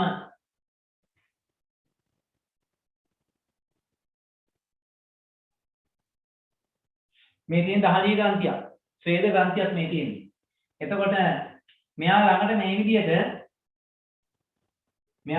විදිහට ඇවිල්ලා තියෙනවා රුධිර කේශනාලිකා. එතකොට මොකද වෙන්නේ? මෙයාගේ තියෙන ජලය සහ ලවණ වර්ග එකතු කරලා දහඩිය හදලා මෙයා එළියට දානවා දහඩිය බින්දු. මෙයා මෙදින් දහඩිය නිකුත් කරන විදිහට. දහඩිය නිකුත් කරනවා. එතකොට දැන් දහඩිය පිටේ වැඩි කරන්න නම් මොකද වෙන්න ඕනේ? මෙයාට වැඩිපුර රුධිරය සැපෙන්න ඕනේ. ඇයි?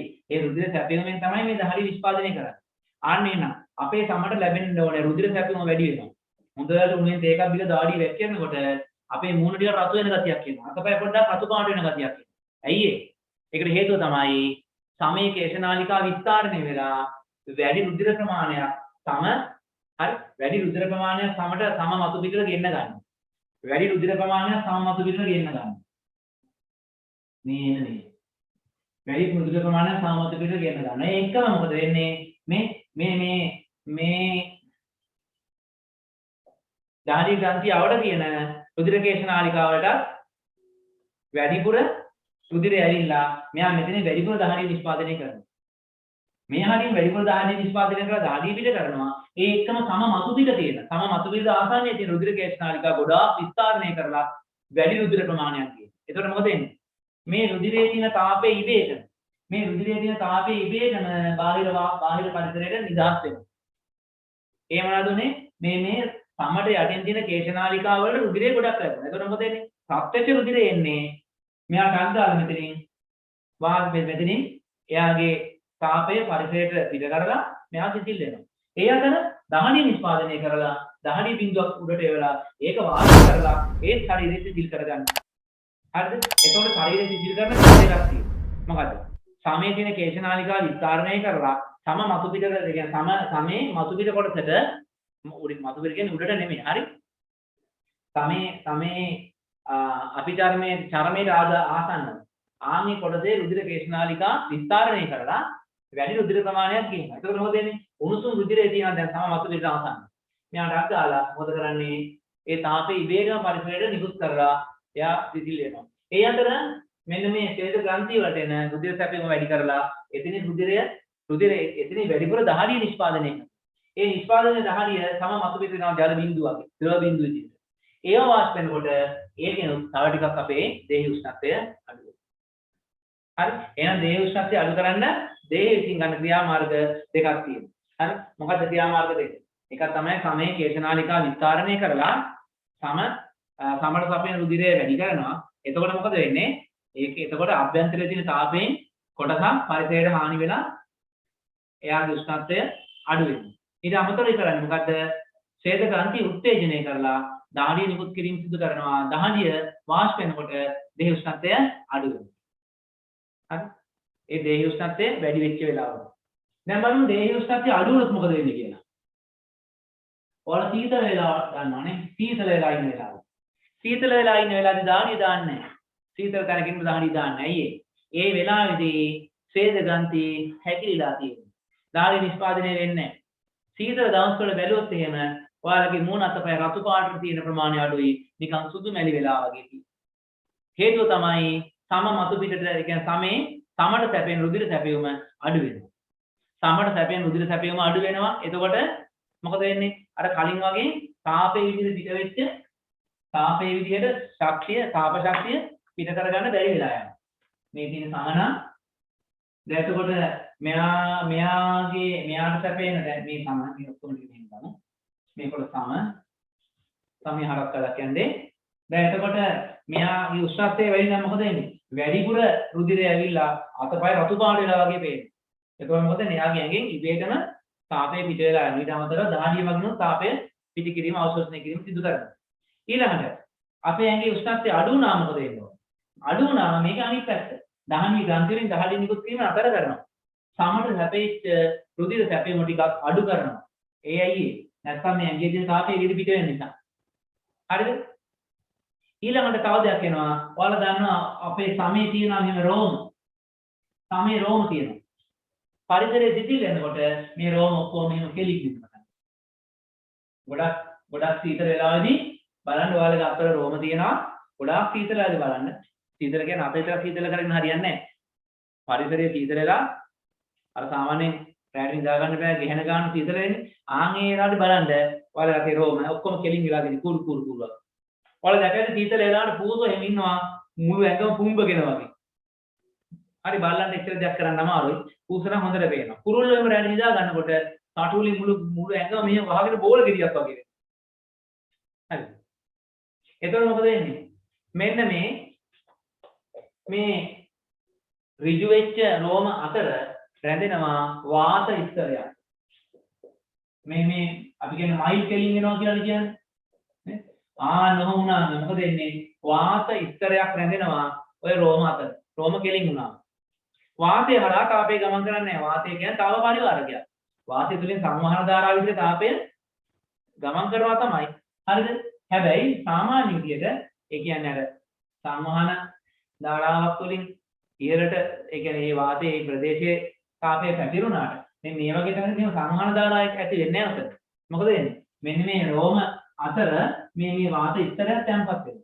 ඒ වාත ස්තරය තැන්පත් වීම නිසා මොකද වෙන්නේ? මේ දේහයේ තියෙන උෂ්ණත්වය මෙතනට ඇවිල්ලා යන්නේ චුට්ටක්. පොඩි දුර්වල විදිහට තමයි යන්නේ. එතකොට ඔය පූසෝ වගේ සත්තු, ලේන්නු හාව වගේ සත්තුවර මයිල් ගුඹගෙන ඉන්නේ, රෝම කෙලින් කරගෙන ඉන්නේ. මොකද එයාට දැනෙන උෂ්ණත්වය සීතල අඩු කරගන්න. හරිද? ඊළඟට තවදුරටත් සීතල වැඩි වෙනවා. ඔයාලා දන්නවා ගොඩක් සීතල වෙලාවේදී ඔයාලගේ දත් කියනවා කට ගාලා ගැහෙනවා. ඒ ගැහෙන්නේ ඇයි? සමහරට ඇඟත් ගහනවා කිටි ගාලා ඇඟත් ගහනවා. ඒ ඇයි ගහන්නේ? ඒ ඇඟ අපි යන සීතලට වෙවුලනවා කියන්නේ. ඒ වෙවුලීම මගින් කරන්නේ මොකද්ද? දේහ උෂ්ණත්වය වැඩි කරනවා. කොහොමද වෙවුලීමෙන් දේහ උෂ්ණත්වය වැඩි කරන්නේ? වෙවුලනකොට මොකද වෙන්නේ? ඇඟේ තියෙන පේශි මෙහෙම එකට ඇතිල් වෙනවා. ඔය කිටි ගාලා වෙවුලන වෙලාවදී වෙන්නේ මොකද්ද? ඇඟේ තියෙන පේශි මෙහෙම එකට ඇතිල් වෙනවා. ඔයාලම දැන් බලන්න අත් දෙක හයියෙන් මෙහෙම වතුල්ලා බලන්න අත් දෙක රත් වෙනවා. හයියෙන් අත් දෙක ඇතිලුවොත් අත් දෙක රත් වෙනවා. ඒ කියන්නේ ඉන්ද්‍රියන් දෙකක් වුණා. ඒ කියන්නේ ඕනම දෙයක්. ලී කැල් දෙකක් එකට ඇතිල්ලුවොත් හරිද? අපේ ඇඟේ තියෙන පටක පේශියන් ඉන්ද්‍රියන් දෙකක් නෙමෙයි හරි. අපේ ඇඟේ තියෙන පේශි දෙකක් එකට ඇතිල්ුණා අනිවාර්යෙන් රත් වෙනවා. දැන් ඉතර ආදිවාසී ඉන්ද්‍ර හදාගත්ත ලී දෙකක් හොඳට අතුල් රත් කරලානේ හදාගත්තා. නේ? එතකොට ඒ විදිහම තමයි අපේ පේශි දෙකක් හිම එකට ඇතිල් වෙනකොට ඒ එකට ඇතිල් වීම නිසා මොකද වෙන්නේ? ඇඟේ ඇතුලේ තාපයක් නිපද වෙනවා. ආන්න මේ විදිහට අපේ දේහ උෂ්ණත්වය අඩු වුණොත් එයා දේහ උෂ්ණත්වය නැවත තිබ්බ ගානට පත් කරගන්නවා. හරි. එහෙනම් දැන් ඔන්න ඔකත් කඩපාඩම් කරලා තියාගන්නවා. දේහයේ උෂ්ණත්වය වැඩි වුණොත් වෙන්නේ මොකද්ද? වැඩි වුණොත් සමේ කේශනාලිකා විස්තරණය වෙනවා. ඒ එක්කම සමට ලැබෙන රුධිර ප්‍රමාණය වැඩි වෙනවා. රුධිර ප්‍රමාණය වැඩි වෙනකොට තාපයේ විදිහට උෂ්ණත්වය හානි වීම සිදු වෙනවා. හරි. ඒකම ශ්වේත ග්‍රන්ථි දහඩිය ග්‍රන්ථි මගින් දහඩිය නිෂ්පාදනය කරලා එළියට දානවා. එතකොට මේ දහඩිය වාෂ්ප වෙනකොට දේහ උෂ්ණත්වය අඩු වෙනවා. හරි. දේහ උෂ්ණත්වය අඩු වුණොත් එහෙම අඩු වෙච්ච අවස්ථාව. අනේ අවස්ථාවකදී මොකද කරන්නේ? එතකොට අර විදිහට සමේ කේශනාලිකා විස්තරණය කරලා සමට ලැබෙන රුධිර සැපම වැඩි කරොත් එහෙම අර ඇඟේ තියෙන උණුසුම පවා පිට වෙනවා. මේ නිසා ඒ ක්‍රියාවලිය නතර කරනවා. හරිද? ඒකම ශ්වේත ග්‍රන්ථි කියන්නේ දහඩිය ග්‍රන්ථි තුල නිෂ්පාදනය කරන දහඩිය ප්‍රමාණය අඩු කරනවා. හරි? ඒකම අර සමේ රෝම කෙලින් කරනවා. සමේ රෝම කෙලින් කරලා ඒ රෝම අතර වාත ස්තරයක් රඳව ගන්නවා. ඇඟේ ඇතුලේ තියෙන තාපය පිට වෙලා යනවා. හරි? ඒකම පේශි එකට ඇතිල්ලි වෙවුලීම කියන එක ඇති කරනවා. ඇයි ඒ පේශි දෙකක් එකට ඇතිල් වුණාම දේහ උෂ්ණත්වය වැඩි වෙනවා කියලා දේහය දන්නවා. හරි. එතකොට මම ඔය කියලා දුන්නේ ආරට දේහ උෂ්ණත්වය වැඩි වූ විට සිදුවෙන දේ සහ දේහ උෂ්ණත්වය අඩු වෙනකොට සිදුවෙන දේ. හරි. දැන් එතකොට බලන්න ඔයාලගේ ඔය දුන්න ටියුට් එකේ දේහ උෂ්ණත්වය වැඩි වූ විට සහ දේහ උෂ්ණත්වය අඩු වූ විට කියලා දාලා තියෙන කරුණු ඔයාලා පොඩ්ඩක් කියවලා බලන්න. ඒකෙත් මාතෘකාව හරිනම් එහෙම තියාගන්න. වැරදි නම් මට කියලා වැරද්ද හදන්න. වැරදි මොනවද වැරදි? මාතෘකා දෙක මාරු වෙන්න ඕනේ සර්. ඒකෙත් මාතෘකා දෙක මාරු වෙන්න ඕනේ. මාතෘකා දෙක මාරු කරලා හදන්න. මාතෘකා දෙක මාරු කරලා හදන්න. එහෙනම් අපි දැනට කොලේක හරි කමන්නේ. එහෙම නැත්නම් ඔයාලා විද්‍යාලීය පොතේ හරි කමන්නේ. ලියා ගන්න 7 වෙනි පාඩමේ මාතෘකාව අම්ල බස්ම හා ලවණ.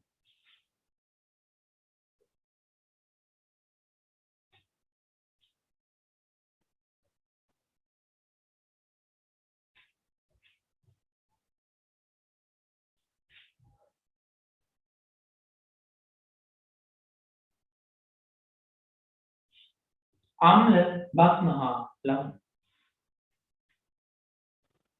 අපි 7 වසරේදී ඉස්සෙල්ලාම අම්ල බස්ම කියන එක ඉගෙන ගත්තා. අම්ල බස්ම උදාසීන ද්‍රව්‍ය මතකද?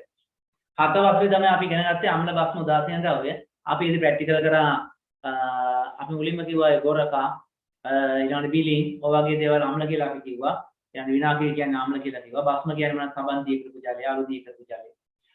ඊට පස්සේ තව මොනවද? ආප්ත සෝඩා ඒවා ඉතින් කෝස්ටික් සෝඩා අපි බස්ම කියලා ඉගෙන ගත්තා. ලවණ කියන්නේ මොනවද? ආම්ලික ගුණෙත් නැහැ, බාස්මික ගුණෙත් නැහැ. ඔය හරිය මැද උදාසීන ද්‍රව්‍යයක්. ඒක හැදෙන්නේ අම්ලයක් හා බස්මයක් ප්‍රතික්‍රියා කිරීම. අම්ලයක් හා බස්මයක් ප්‍රතික්‍රියා කරලා ජලය සහ අදාළ ලවණය දැනෙනවා. ලවණ කියන්නේ උදාසීන ද්‍රව්‍ය. අපි එතකොට 7 වසරේදී ඉගෙන ගත්ත අම්ල හඳුනාගන්නේ කොහොමද? අපේ දිවේ ගාලා අම්ලයක් හඳුනා ගන්න පුළුවන්ද? දිව ගාලා අම්ලයක් හඳුනා ගන්න පුළුවන්ද කියන්න බලන්න. දිව ගාලා අම්ලයක් හඳුනන්න බෑ. මොකද සමහර අම්ල ශරීරගත වුණොත් මරණය පවා සිදු වෙන්න පුළුවන්කම තියෙනවා. සමහර අම්ල ශරීරගත වුණොත් එහෙම මරණය පවා සිදු වෙන්න පුළුවන්. ඒ හින්දා අපි කවදාත් අම්ලයක් දිව දාලා රස බලලා රසෙන් හඳුන ගන්න යන්නේ නැහැ. ඒක මාරාන්තික ක්‍රියාවලියක්. නිසා අපි ඒක කරන්න යන්නේ නැහැ. හරිද? එතකොට අපි ඒකට තියෙනවා අම්ල සහ අම්ල භස්ම සහ උදාසීන ද්‍රව්‍ය හඳුනා ගන්න අපිට තියෙනවා මොනවද දර්ශක මොනවද කියන්නේ අපිට තියෙනවා දර්ශක. ඔයාලා දැන් දර්ශක ටික මට කියන්න බලන්න. ඔයාලා දැන් දර්ශක කියන්න බලන්න මට. කියා බලපන් ඉතින් එක එක පන්තියෙන් අයින් කරලා දාන්න කලින්. නිල් ලිට්මස් රතු ලිට්මස්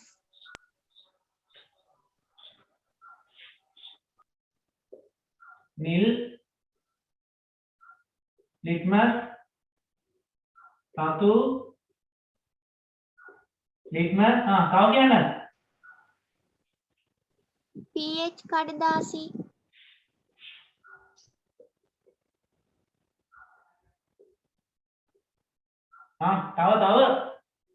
තව පිනොප්තලින් පිනොප්තලින් පිනොප්තලින්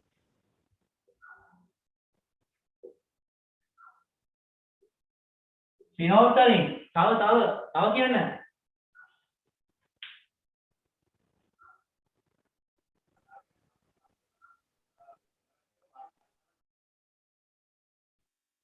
තව කියන්න තව කියන්න පාඨක නිකන් පාඨක නමක් එක්ක එනවා ඉංග්‍රීසියෙන් අපි කියන පාඨක නම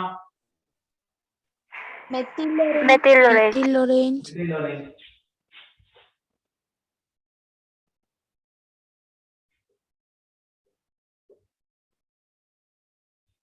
මෙතිල් ඔරෙන්ජ් වලට මීතයිල් ඔරෙන්ජ් කියලා කියනවා මෙතිල් ඔරෙන්ජ් වලට කියන තව නමක් තමයි මීතයිල් ඔරෙන්ජ් අදිසරේ පේපර් එක අහලා තිබ්බොත් එන්නේ මීතයිල් ඔරෙන්ජ් කියලා මේ මෙතිල් ඔරෙන්ජ් දැන් ඔයාලගේ වැඩේ මේක තමයි වගුව දර්ශකයේ සාමාන්‍ය වර්ණය අම්ල ඒ කියන්නේ අම්ලවලදී වර්ණය මොකද්ද භස්ම වලදී වර්ණය මොකද්ද උදාසීන වලදී වර්ණය මොකද්ද මේ භස්ම උදාසීන වලදී වර්ණය මොකද්ද වෙන වෙනම ලියන්න ඕනේ මේ දර්ශකය ටික ලියා ගන්න එයාගේ සාමාන්‍ය වර්ණය ලියන්න අම්ල වලදී භස්ම වලදී සහ උදාසීන මාධ්‍ය වලදී එයාගේ වර්ණය කොහොමද තියෙන එක ඉක්මනට දැන් ලියන්න පටන් ගන්න රයිට් ඉක්මන කරන්න වගුව වෙනද ගන්න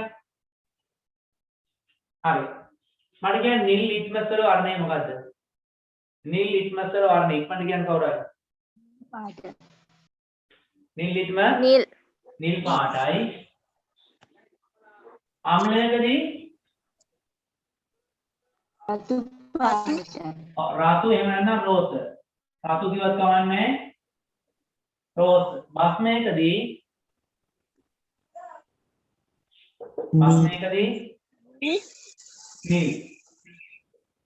නිල් පාටයි. උදාසීන මාධ්‍යයකදී උදාසීන වතුර වගේ දැම්මොත් එහෙම නිල් පාටයි. නිල් පාටයි. රතු ලිට්මස් වල වර්ණය සාමාන්‍ය වර්ණය රතු රතු එහෙම නැත්නම් රෝස කිව්වත් කමන්නේ ආ. රතු කියලා කියන්නේ රෝස මම රෝස කියලා කියනකොට මම කැමතිත් නෑ. ඒකට කමන්නේ වල කියනවා රෝස කියලා කමන්නේ. රතු එහෙම නැත්නම් රෝස. අම්ලයකදී රතු රෝස. භස්මයකදී නිල්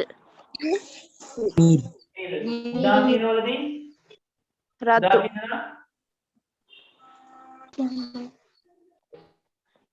රතු එහෙම නැත්නම් රෝස. pH කඩදාසියේ සාමාන්‍ය වර්ණය pH කඩදාසිය නිල් පාටයි. කහ පාටයි.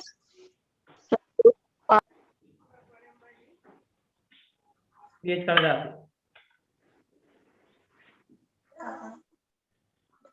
pH කඩදාසියේ සාමාන්‍ය වර්ණය මොන පාටද? කහ පාට. pH කඩදාසිය කහ පාටයි. එතකොට pH කඩදාසිය කහ පාටයි. මෙයාගේ වර්ණ කීයක් තියෙනවද pH කඩදාසිය වල? 14ක්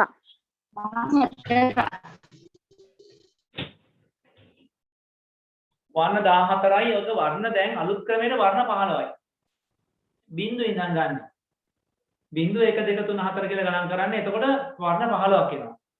හරිද? 14 දක්වා තමයි තියෙන අංක 14. බිංදුව කියලා එකක් දාගෙන තියෙනවා. අර හරි මැද තියෙන 7. එතකොට අම්ල සඳහා මෙයා නියමන්නේ මෙයා සාමාන්‍යයෙන් කහ. අම්ල සඳහා ලැබෙන්නේ කාටද කියන්න පුළුවන්ද අම්ල සඳහා ලැබෙන වර්ණ ටික? රතු ඔව් තැඹිලි ඔව් කහ කොළ නෑ කොළ නෑ රතු තැඹිලි කහ රතු තැඹිලි කහ රතු කියන්නේ ප්‍රබල අම්ල අම්ලයේ ප්‍රබලතාව අඩු වෙලා ගිහිල්ලා දුබල අම්ල වෙනකොට කහ ඊළඟ බස්මවලදී මොකක්ද වෙන්නේ බස්මවලදී තද කොළ ඊළඟට නිල් දම් තද කොළ කියන්නේ දුර්වල බස්මයක් නිල් කියන්නේ ටිකක් තව ටිකක් සැර වැඩි බස්මේ දම් කියන්නේ ප්‍රබල බස්මයක් මෙයා උදාසීන මාධ්‍යයේදී මොකද්ද වර්ණය කොළ මොන කොළද ලා කොළ ලා කොළ කහ නෙමෙයි කවුද කහ කියන ඇහුණා කහ තමයි ඉඳ වෙන්නේ ලා කොළ බලන්න pH කඩදාසි විශේෂයි එයාට පුළුවන් අම්ල හඳුන ගන්න බස්ම හඳුන ගන්න උදාසීන ද්‍රව්‍ය හඳුන ගන්න අතල තියන්නේ අන්න ඒක තමයි pH කඩදාසි වල තියෙන විශේෂත්වය පිනොක්තලින් වල සාමාන්‍ය වර්ණය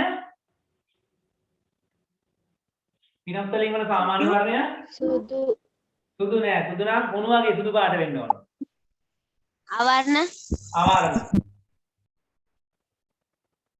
අවර්ණ අම්ලවලදී අවර්ණයි අවර්ණ අවර්ණ බස්මවලදී රෝස රෝස් පාට රෝස රෝස් උදාසීනවලදී අවර්ණ අවර්ණ ඊළඟට මෙතිල් ඔරෙන්ජ් වල සාමාන්‍ය වර්ණය තැඹිලි බිලි තැඹිලි එහෙම නැත්නම් කහ කියලා කියන සමහරව තැඹිලි සමහරව කියනවා කහ කියලා ඔයාලා ලියද්දි තැඹිලි කහ කියන දෙකම ඔහම ලියන්න ආම්ලවලදී රතු රතු බස්මවලදී කහ කහ උදාසීනවලදී තැඹිලි තැඹිලි මේ ආපු තැඹිලි පාට තැඹිලි වර්ණය ඒක තැඹිලි කියලා මම ලියුවා බලන්න එතකොට මෙතිල් ඔරෙන්ජ් තමයි නිල් ලිට්මස් වල වර්ණය වෙනස් වුනේ අම්ලවලදී විතරයි එහෙනම් නිල් ලිට්මස් හදා ගන්න පුළුවන් අම්ල හඳුන ගන්න විතරයි රතු ලිට්මස් වල වර්ණය වෙනස් වුනේ බස්ම වල විතරයි එහෙනම් රතු ලිට්මස් හදා ගන්න බස්ම හඳුන ගන්න විතරයි pH කඩදාසි අම්ල බස්ම උදාසීන කියන තුනේදීම වෙනස් වුණ එහෙනම් pH කඩදාසි යොදා ගන්න පුළුවන් මොනවාටද මේ තුනම හඳුනා ගන්න. පිනොක්තලින් වල වර්ණය වෙනස් වුණේ බස්ම වල විතරයි නම් ඒක හඳුනගන්නේ බස්ම විතරයි. මෙතිල් ඔරෙන්ජ් වල වර්ණය වෙනස් වුණේ අම්ල සහ බස්ම වල කියන දෙකේදීම නිසා දෙකම හඳුනා ගන්න පුළුවන් හැබැයි උදාසීන හඳුනගැනීමේ හැකියාවක් නැහැ. හරි? එහෙනම් දැන් ඔන්න මෙන්න මේ ටික හොඳට කටපාඩම් කරලා තියාගන්න ඕනේ.